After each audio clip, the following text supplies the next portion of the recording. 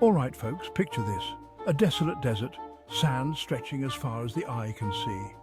And in the middle of it all, God King Fragrit stands with an air of confidence only matched by his absurd talent of singing through his nose.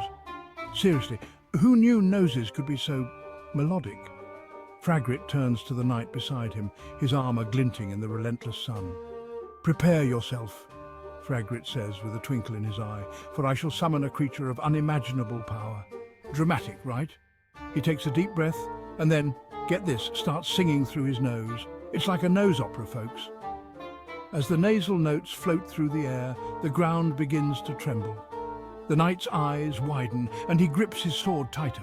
Suddenly the sands part and a massive worm, easily the size of a skyscraper, bursts forth. It's epic and ridiculous all at once. The worm lets out a roar, or maybe it's just indigestion, who knows? Either way, it's on. The knight charges forward, sword raised high, and the battle is on. It's a flurry of metal and sand, with the knight dodging massive worm strikes and the worm, well, mostly just flailing around. It's like watching a very aggressive game of whack-a-mole, but with a giant worm and a very determined knight. Fragrit, still nose singing in the background, provides the perfect comedic soundtrack to this epic showdown. Every high note seems to encourage the worm, and every low note seems to spur the knight on.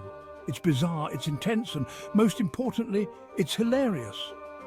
The knight finally lands a blow, and the worm retreats back into the sands, defeated.